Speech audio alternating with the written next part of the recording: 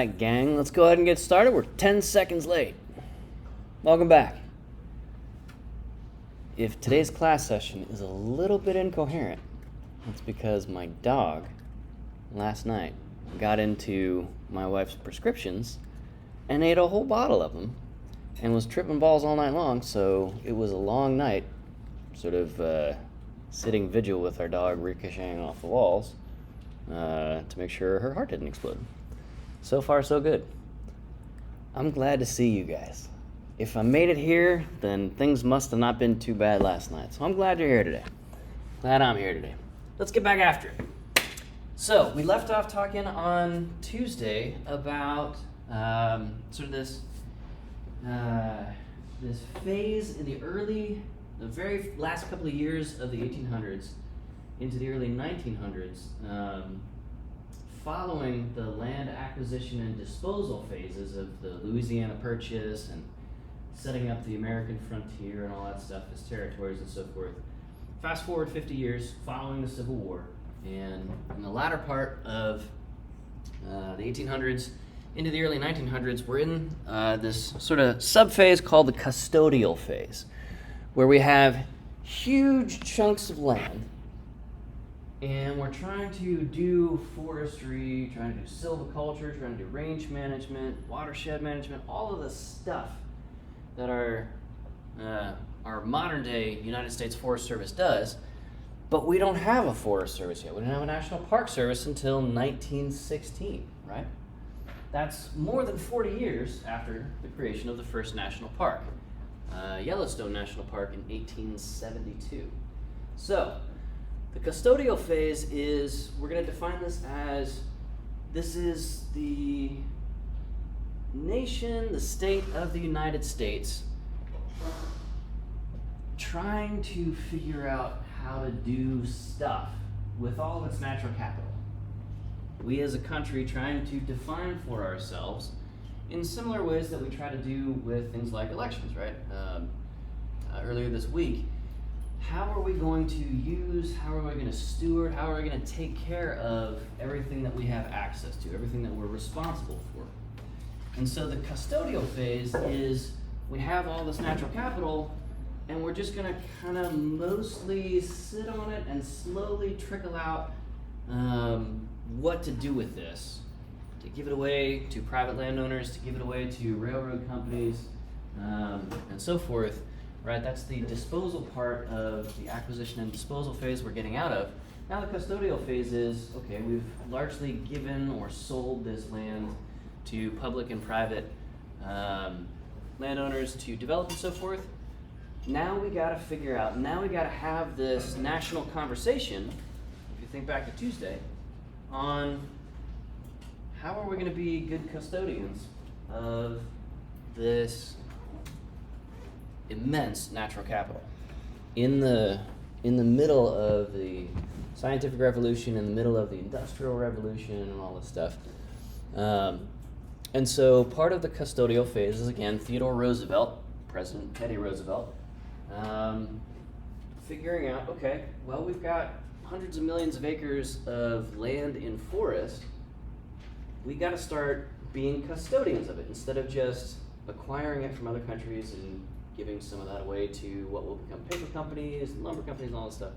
What are we going to do with, like, most all of it, though? And so Theodore Roosevelt sets aside 100 million acres in forest reserves. This is what's going to become the United States National Forest System, the NFS. But, again, we don't have a United States Forest Service yet. So the custodial phase, we can think of this as kind of half or low-key sitting on a lot of these resources while we invent what is going to become the American profession of forestry. What are we going to do with all of these lands? Several of them have been set aside as the first national parks in and right around the year 1900. We're going to kind of halfway sit on those. We'll have the United States Cavalry run some of these national parks because we don't know who else is equipped to do it. And they're going to do the best they can, but they're not really, that's not their primary task and purpose as a branch or arm of the military. What do we do? So In 1905, while Theodore Roosevelt is president, the year before he gets the Antiquities Act to create national monuments, again, like we talked about on Tuesday, with the stroke of a pen and executive order. And that's going to show up the ability to create national monuments faster than things like national parks or national forests.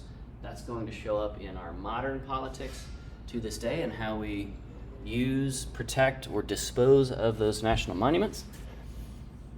Right? And so we have a Bureau of Forestry starting in 1905 for the first time as a country. And we've been a country since the 1780s. And it's not till the 1900s that we start to have a Forest Service, right? So up to this point, there's a lot of lumbering small companies. There's a few sort of growing lumber companies that are going to become things like International Paper, Weyerhaeuser, all of these, and so forth. So if we take an uncharitable view of how we're going to be managing forests, how we're going to be managing our grasslands, our rangelands, our national parks and stuff, it can feel like kind of a ready, fire, aim approach, where we set aside some national parks, and then 44 years later, we create the National Park Service to run them, right? It seems a little bass-ackwards, as a boomer might say. But that's okay, right? We can judge pretty easily with the benefit of 20/20 hindsight, but at this point, they're still trying to figure out, like, do we need a National Park Service? Or is this something that, maybe the United States Cavalry can run these? And this can be an important training ground for them to get a lot of orienteering, land navigation, construction, bridge engineering,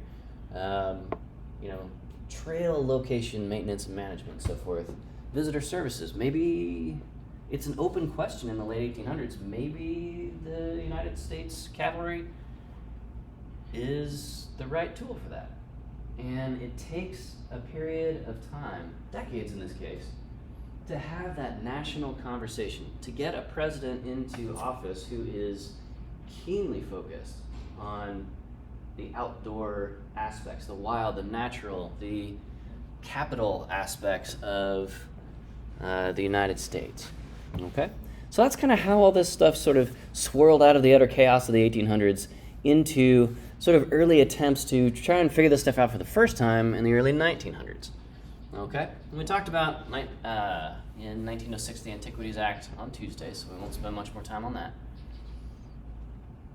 But we're starting to see in this first 2 decades, so the 1900s and the 19-teens, the 1900s, we're starting to see sort of a gathering momentum, right? So in 1910, Glacier National Park, 1915, Rocky Mountain National Park.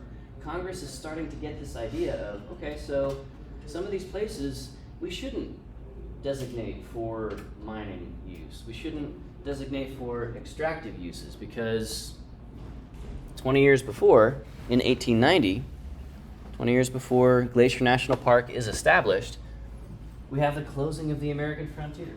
We have the shooting of the last passenger pigeons and a whole bunch of losses among bison and a whole bunch of other indigenous species and so forth, right? So this is Congress. Again, it takes them 20 years to sort of wake up to these needs and how they might do it. But they're kind of laying the track for this railroad, this hype train, if you will, as the train is rolling along. They're having to invent this stuff, figure it out for the first time. And it's a pretty bumpy ride. We have a half dozen national parks before, a half dozen or more national parks before the United States National Park Service is created. And so that happens in 1916, 7 years after Roosevelt is out of office, and we're now squarely into sort of tipping over into World War I territory for those of you who are history buffs. Okay, so this is what's happening domestically, while overseas, Archduke Franz Ferdinand is getting assassinated, and a whole bunch of really archaic holdover treaties and arrangements between European countries are about to pull us into World War I. Domestically, though, the United States had kind of figured out that, okay, not only are these parks amazing, and not only are these parks literally better, more exciting, more beautiful, physically bigger than parks, the closest equivalents to national parks that European countries had at that time. But there was this growing sense of, man, we're onto something here. We're doing something, and we're having a hard time figuring out how to do it. And we're having a bit of a hard time figuring out why exactly we want to do it, right? So at this time, the conservation versus preservation debate is still unfolding, right? So John Muir has passed away. Gifford Pinchot is setting up the United States Forest Service, but we're still we're figuring out, oh yeah, conservation and preservation, they're not the same thing. They're not the same concept, they're not the same term and definition and so forth, right? They're kind of writing this dictionary in this time. So, in 1916, Congress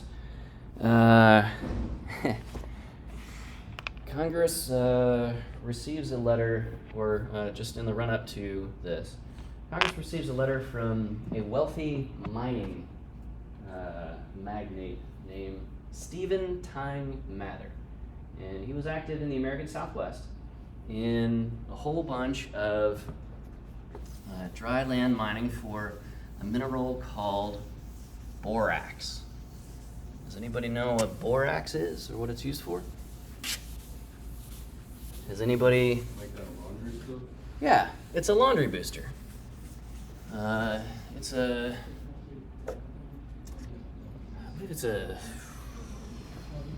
sodium carbonate and boron salt that when you add it to water solutions, it changes the pH of that water solution in the presence of stuff like detergent or soap. And just makes that soap a little bit or a lot more effective. And so if any of your parents have a box of something like, one famous brand is 20 Mule Team Borax. We have one in our garage where our laundry machine is at our house. And you just throw a scoop or a handful of that stuff in with your stuff, and everything comes out a little bit nicer, a little bit cleaner, a little bit less stinky, and so forth. And so in the early 1900s, where we don't have washing machines, right? The ability to boost the function of even something as simple as laundry detergent, a little or a lot, means the physical manual labor of doing laundry every day or every week is just that much easier. So this is a big deal. And Stephen Mather makes a heck ton of money doing this. So he and his wife take some of this money and they go on a tour of some of these brand spanking new national parks. So Yellowstone, Yosemite, a couple others are on this list as well. And Stephen Mather is an enterprising guy, and he was not looking to be disappointed by this sort of exciting, sort of upper crust, wealthy person's tour of the national parks. And he and his wife got there to some of these places, and there aren't any roads. It's pretty remote in a place like Yellowstone. Even today, it's a bit of a drive, or a lot of a drive, from any major urban center, even just to get there in the first place. So we have railroad lines now going to some of these early national parks.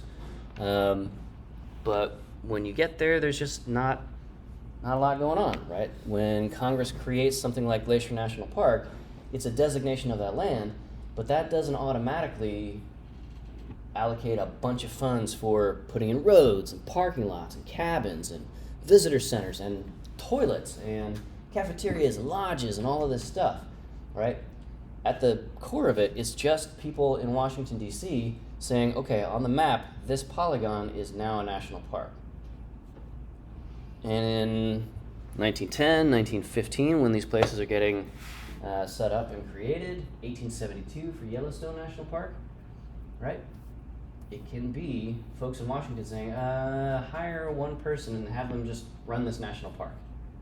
But we don't have a national park service, so there's no budget, there's no uniform, there's no professional training and certification, right? They're not sending you out there with your red card, for those of you thinking about getting into forestry through wildland fire management, right? The red card doesn't exist yet. And so Stephen Mather and his wife, you know, they're doing the nouveau riche industrialist thing and touring around, sort of this summer tour of leisure, and they arrived at these places, and there's just not a lot there. And what is there, you know, some of which run by just locals, flat out just showing up to provide services for folks, pretty uneven in terms of quality, right? People just sort of making it up as they go along. Some of it is run by the cavalry, some of it is run by state park systems, which are going to be struggling to deal with anything in a national park scale, for sure, right? Think of Giant City State Park and all the management that has to go on there, and then think of a place like Grand Canyon National Park, which has thousands of times more visitors and difficulty management and all that stuff, right? So Stephen Mather, his sense of this is, man, piss poor planning leads to piss poor performance. Get this, the guy writes a letter to Congress and says, in so many words, right? They were writing in a pretty civilized way back in the early 1900s, but in so many words, his letter basically said, hey guys, this is kind of bullshit. It's kind of embarrassing to call this soup sandwich a national park, right? This is not organized, it's not cohesive, it's not particularly safe or appealing. We're falling flat on our faces here as a country. And Congress received that letter from this very wealthy, self-made person. And they wrote him a letter back. Anybody know what that letter said? If you think you can do better, be our guest. So Congress creates the National Park Service. They say, all right, Stephen Mather, you are now the head of the National Park Service. If you think you can do better than what we have been doing, because Congress is not really geared towards doing executive branch stuff, right? They're the legislative branch. They don't do running day-to-day operations much or at all. And he says, all right, I'll take you up on that. But it wasn't until 1919 that Congress gave this new National Park Service a budget. So imagine for a couple of years if Congress had created the United States Forest Service and then been like, okay, do your thing, and your budget is zero. Good luck. That's exactly what happened with the United States National Park Service. Stephen Mather had to privately fund a public agency. That's weird. We don't have a lot of other examples of that anywhere in the United States, at least, in our particular flavor of representative democracy. So, Stephen Mather tried to do right by this, and he was only the director, I think, for about 10 years before handing over the reins to sort of the Generation 2 folks. But he worked his tail off figuring out things like, okay, so in a national park, do we need just a bunch of trails? Do we need just a bunch of roads? Do we need trails and roads? What should those look like? Should those be like highways? Should they be cobbled? Should they be just gravel? Right? They have to kind of invent all of this stuff from whole cloth. He has to come up with not just a uniform for park rangers, right? So these days we recognize the green and the gray and the flat hat, right? The typical Park Service ranger uniform. But he had to come up with a reasoning for why maybe it's good for Park Service employees, in particular rangers, to have a need for a uniform, right? It's an open question. They have to kind of come up with the philosophy or the justification for this stuff, as well as the nitty-gritty details of like, what color should the uniforms be, right? Hot pink, so hot right now, right? there's a reasoning behind all of these things, and they had to hammer all that stuff out from basically nothing that first decade or so. And in the process of this, they also, for those of you who are interested in environmental interpretation as a discipline or potential career path, Stephen Mather worked with a couple of folks who were running big resorts in and around national parks and so forth, mostly out west, like this guy named Charles Gaiety. They had to sort of figure out, okay, so what's appropriate for our visitors to come and do, right? We mentioned last week that up to this point, for the very first national parks, if you found an arrowhead on the ground, you just pick it up and take it home, because, hey, you found it, finders keepers, right? Possession is 9/10 of the law. So they had to start figuring out stuff like, okay, well, we've got a very limited number of arrowheads and potsherds and grave sites and so forth in these national parks. We should probably protect those, and we should probably put some teeth in that enforcement, into that protection role that we have, and so forth. Okay? So it's a busy decade, starting in 1916, right into the Roaring Twenties, to just sort of get some first-generation boots on the ground doing this stuff, to get some architects in there and start building actual visitor centers instead of just sort of piecemealing sheds into cabins or whatever else might be needed at that particular moment. But that takes 10, 15 years, and it's a super busy time to sort of bootstrap all this stuff up from nothing, and it ends up going really pretty well. So we move into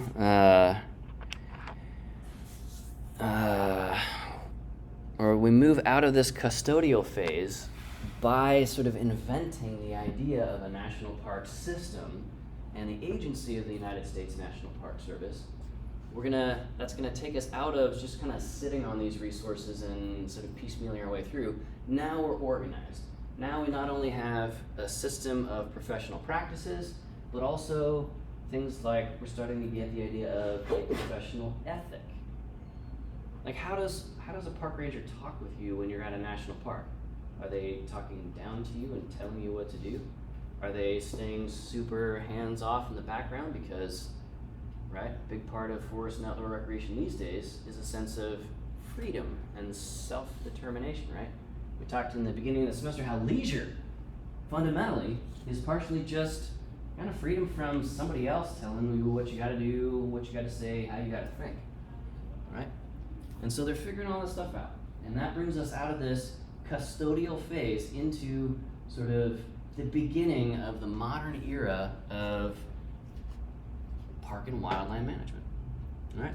But that also brings us into, unfortunately, the confrontation phase. So with rapid growth of this kind, as we are laying the track again while we're rolling the train out along it, so to speak, there's gonna be some growing pains. There's gonna be some conflicts. Again, this is still staunchly in that era of people trying to figure out conservation versus preservation at a very fundamental level. Should we be allowed to do stuff like logging in a national park? What about hunting in a national park? Hunting is almost completely excluded from the long list of things you can do at the long list of national parks. And it was in this era, this confrontation phase, where we had to figure stuff like that out, okay? So in the 1920s, in the 1930s, in the 1940s, we are starting to get folks like Aldo Leopold and A. Starker Leopold, some of the first wildlife biologists, some of the first wildlife ecologists, figuring out things like, okay, we need core habitats.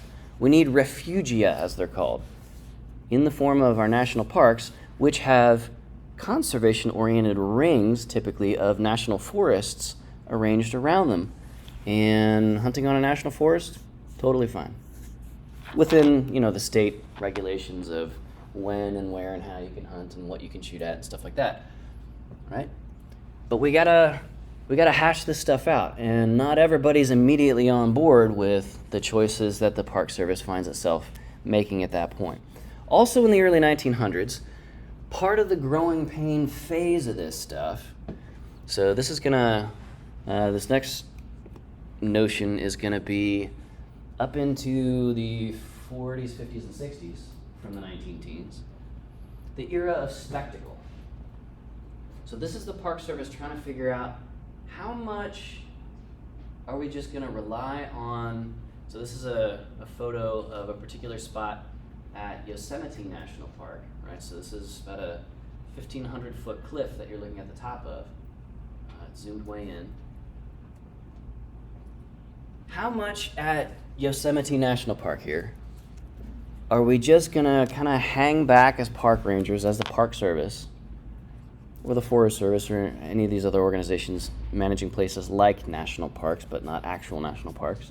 How much are we gonna hang back and let people just, or facilitate even, structure and organize people just kind of soaking in the natural grandeur, the beauty, the fun and stimulating hikes and all that stuff? And how much are we going to do a bunch of programming?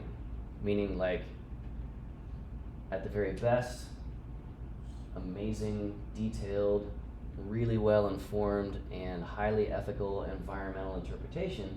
And how much are we going to provide some stuff like a little bit more like lower grade entertainment? Because a lot of these parks, up until the 19 teens and 20s, had only been served by private tour operations, which we would call concessioners today, that have to go through rigorous and lengthy permitting processes to figure out what's appropriate and safe and economical for everybody involved. Back then, it was Wild West.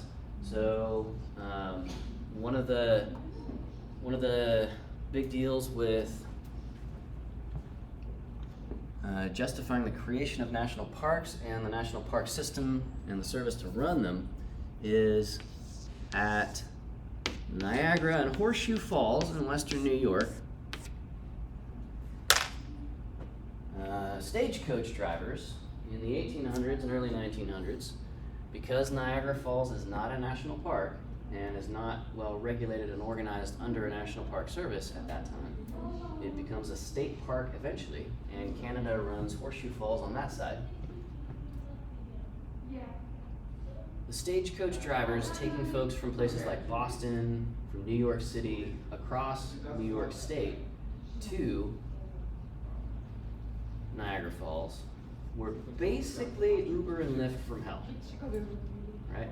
It's a long, bumpy carriage ride over not great quality roads in the late 1800s, right? We don't have massive asphalt paving and concrete operations putting nice, smooth 70-mile-an-hour roads in place. Instead, it's just a sort of sequence or connection of state or privately built highways, farm roads, byways, toll roads, and you're in a horse-drawn carriage going across the entire New York State to get to this place, to see these beautiful falls. And when you get there, it is absolutely choked to death with tourists and like low grade, low quality tourist operations. And so your stagecoach driver, if they really felt like they weren't making enough money, well, nobody's around. Who's gonna stop that stagecoach driver from slowing down the carriage and being like, oh no, our horse is getting lame, I think he needs some more money, right?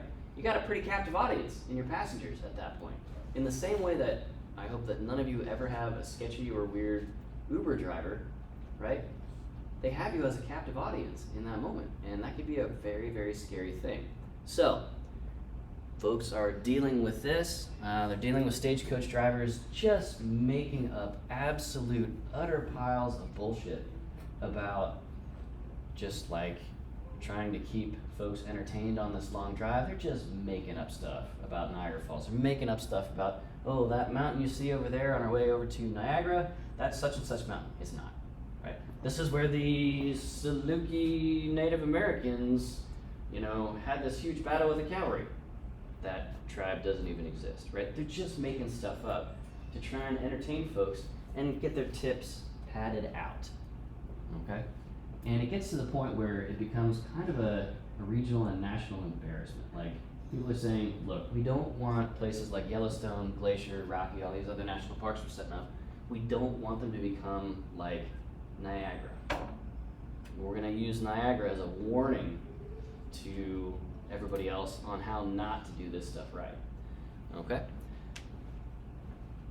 And some of the old hotels built right on the edge of the cliff at Niagara were like just kind of thrown up as super fast as they could. They're kind of rickety, and there were some cases of like balconies, you know, as people were standing out there to look and stand over the edge of the cliff and get their view of Horseshoe and Niagara Falls. Like these rickety structures would burn down, or just like, you know, the patio would collapse like you sometimes see at big college house parties and stuff like that, people getting hurt or killed. Just because it's just like there's nobody in charge of any of this stuff. It's just tourism completely out of control. It was a mess. It was a trash fire, as the youth might say these days, of a situation. All right? So the National Park Service is trying to avoid Niagara Fallsing the rest of this new national park system, but they're still having to come to grips with that very strong and very understandable impulse to try and kind of add some entertainment value, because if you have people just sort of bored and hanging out in beautiful natural places, they can get into shenanigans. And so one example of the spectacle era of the United States National Park System is this. This is a spot where, if you look at the very top of this grainy, very old photo, there's a huge bonfire. Right? So they would take things like shipping pallets and slash lumber and trash wood from renovation projects or construction projects down in Yosemite Valley. They'd mule train it up to the top here, and once a week, once a day during peak season time of year, they'd build this absolutely massive, massive bonfire. So think of a bonfire like most of the size of this room, okay? And then they get their steam-powered bulldozer and bulldoze the burning pile of trash wood off of this 1,000, 1,500 foot, 2,000 foot cliff and make not a waterfall, but a firefall. Why, you ask? Because we can, I guess. And it kind of tickles that lizard part of our brain of the, shiny, look at that, that's cool, right? And we know that that works because we have things like shiny Pokemon cards. They're exactly the same, they're just more rare, right? But ooh, it's foil, it's holographic, right? So let's charge more money for it, right? We're tickling the same part of the brain in beautiful, sacred, natural places. Bulldozing, burning trash off a cliff, right? Question, come on. My grandma saw that like multiple times. She Yeah. was in California, and then she said like around then too, they would take all the trash from the like, just like the trash cans. And Are you about to say bears? Yep. All right, that's where we're going next. Yeah. All right. So, yeah, she saw that. You're on to me. So we have stuff like this, like in the lodge where it might be a 200 room or 300 room stick-built log cabin. That's kind of the big hotel, like down in the valley. There's several at Yosemite, for example. You could imagine like on the chalkboard of like evening activities, 7 p.m. firefall, and 5:30 to 6:30 feeding of the bears. So behind these big lodges, because we don't have like a bunch of garbage trucks taking garbage out of Yosemite Valley, and we're not really composting at this stage in human evolution, so we have lots and lots and lots of food scraps and food waste.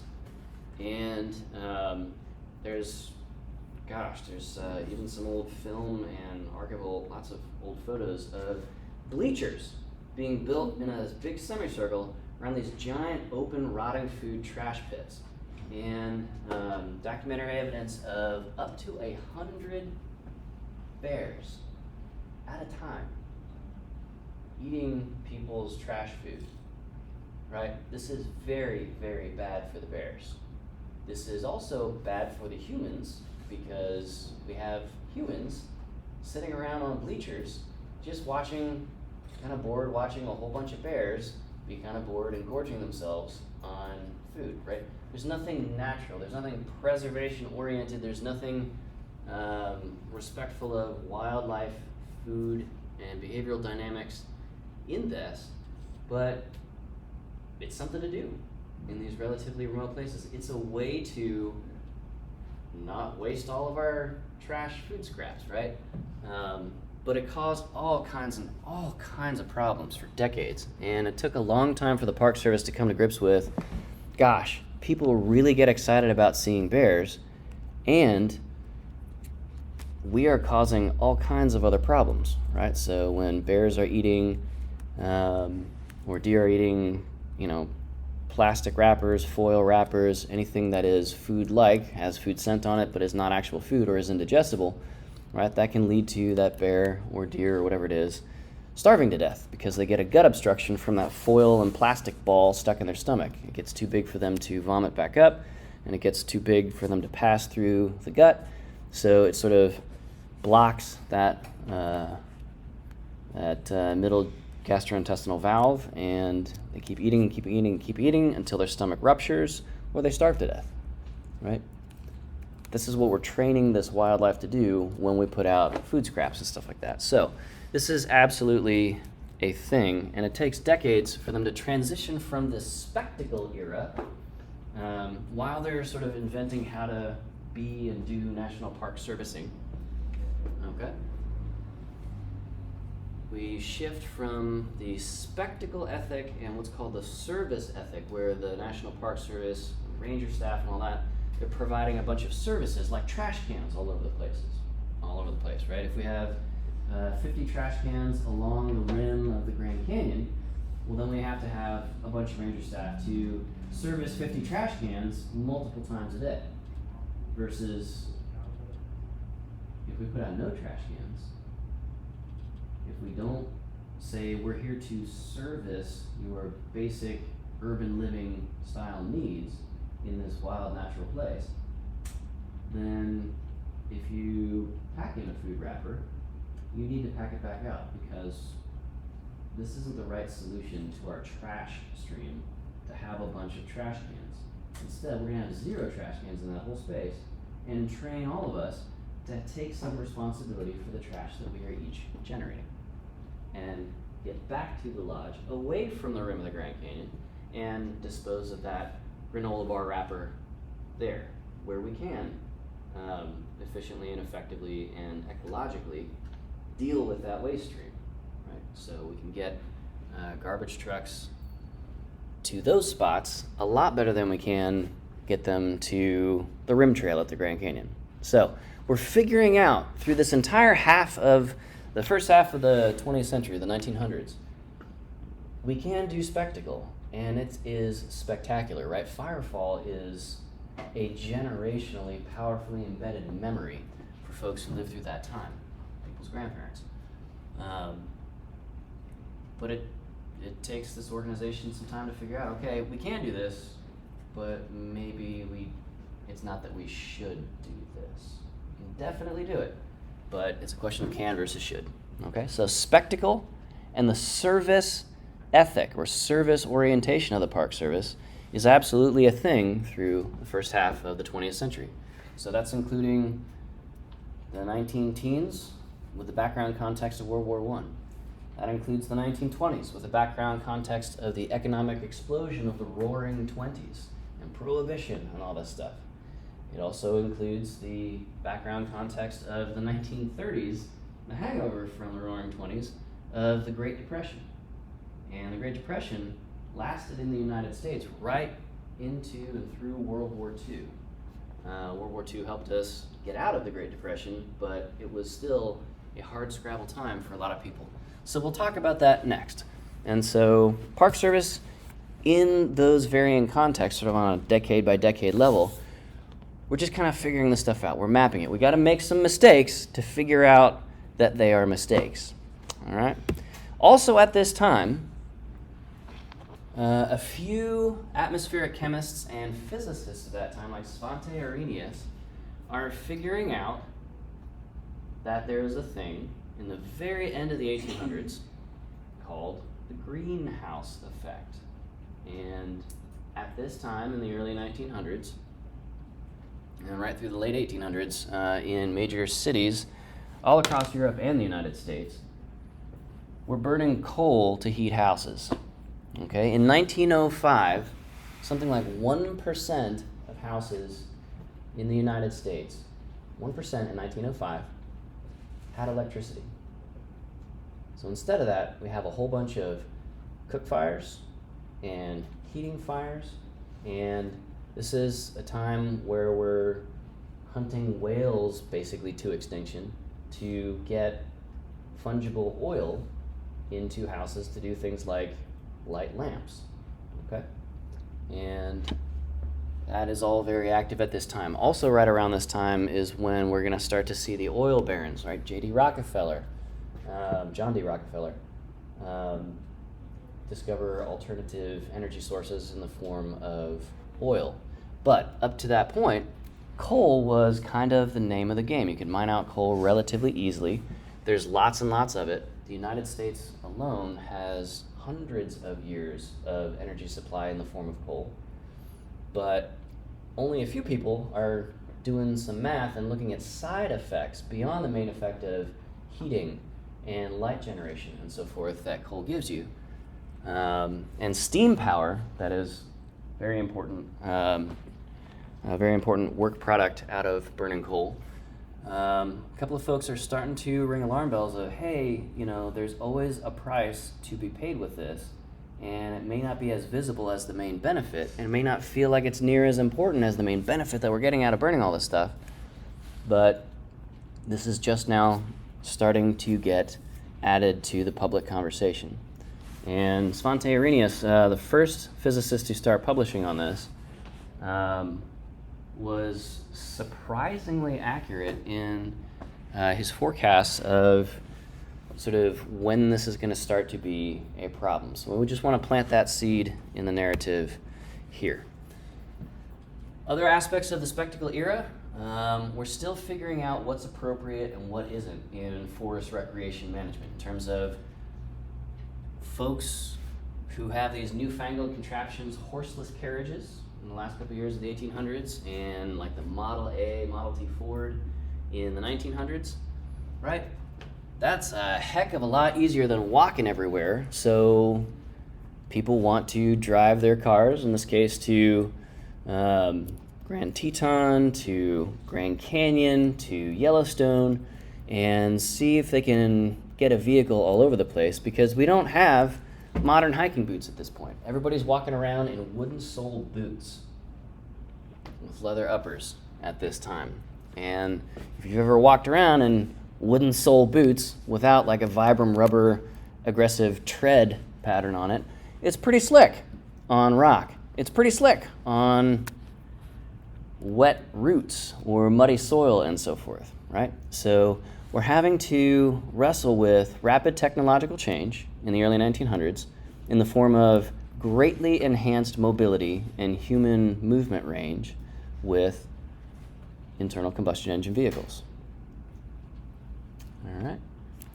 So that kind of combines with the spectacle of, instead of having people hike 8 hours to a view shed point like this, a vista point, let's drive for 20 minutes. Right? You can see the inherent value proposition of that and why a lot of people would want to do that. But that means we need to engineer things like parking lots and roads in some extremely, extremely exposed, erosive places.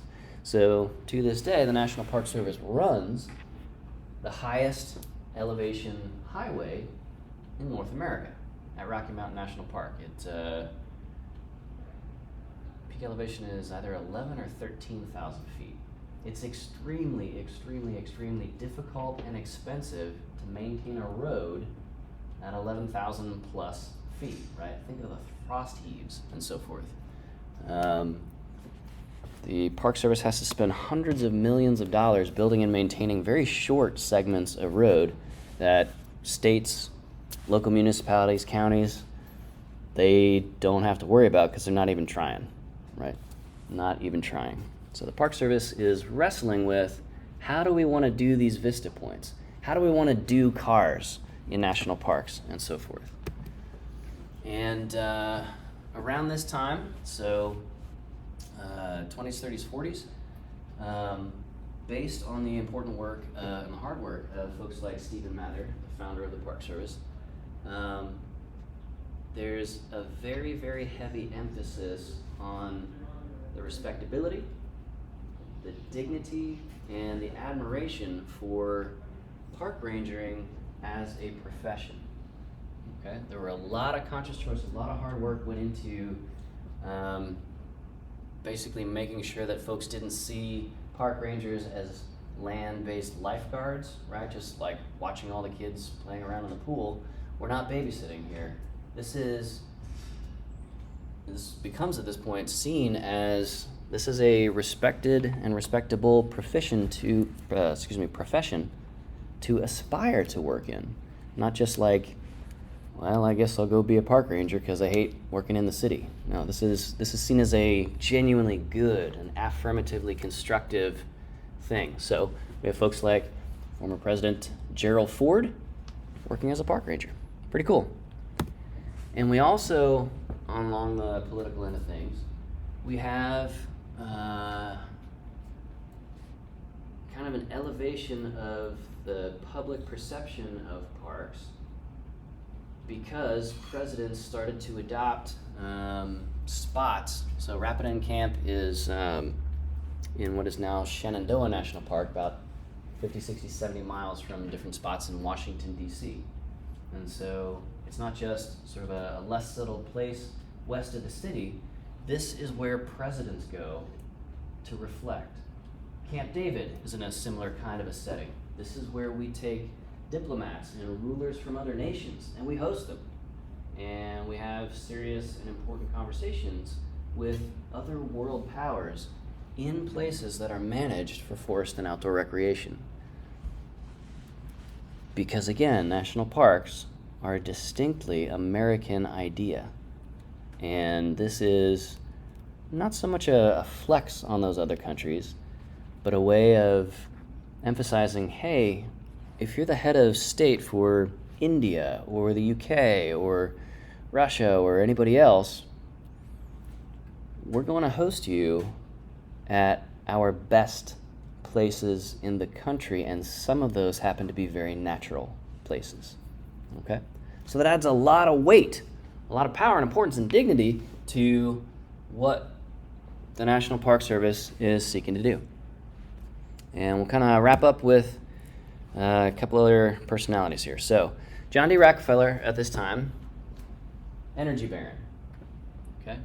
So we have, in this time, folks like Ford, Henry Ford, inventing the automotive or adapting the factory system to automotive and bringing Ford Motor Company up to world-level dominance and prominence to the point that Ford and other motor companies in the first half of the 20th century gained so much power so fast that they end up gutting the railroad system that the United States had brand spanking new and highly effective coverage across the entire country, right? We have shifted almost completely away from that to over-the-road trucking and dependence on cars and so forth. So for any of you who commuted into campus today, think about the fundamental power structure of how influential you'd have to be in order to take essentially all the power away from American rail shipping and so forth, which is highly efficient and so forth, and completely backburner that so much that people now across the country, a 1 or 2 hour commute each day to work is a reality for tens of millions of people instead of taking a train. That's a lot of power, right? Our communities now, visibly from space, reflect the influence that Henry Ford and others like him had. John Rockefeller made billions of dollars back in the early 1900s when billions were more like trillions these days. And turned a lot of that oil wealth into political power and so forth. And one of his heirs, John D. Rockefeller Jr., was absolutely instrumental in taking a lot of these oil billions and buying up public lands, sitting on them until they could be adopted or bought for like $1, some nominal amount, or just straight up donated to the American public through Congress. Right? So we have a lot of national parks that were directly created by John D. Rockefeller oil wealth, funneled through his son, John D. Rockefeller Jr., and we have things like John D. Rockefeller Jr. Memorial Parkway, or National Parkway, that connects the greater Yellowstone ecosystem, Yellowstone National Park, connects it through this thin ribbon, this highway, to Grand Teton National Park. And that is a critical migration corridor for bison. Bison were freezing to death once they got all fenced in at Yellowstone because it's a high plateau and they weren't able to do their annual migration down to the lowlands at the foot of the Tetons and survive those harsh winters. Okay? So, last one. This is, anybody want to guess who this is? Bull moose. Say again? Bull moose. That is Say Roosevelt. Roosevelt. All right, so we'll end it right there today. That's got us into the 1920s and 30s. We'll pick it up with talking about the Great Depression and all that stuff. So, a couple of years ago, we celebrated the centennial of the National Park Service. We'll see you on Tuesday. Remember, no class on Monday. For those of you who have served in our armed forces, thank you. Enjoy your Veterans Day. Thank you.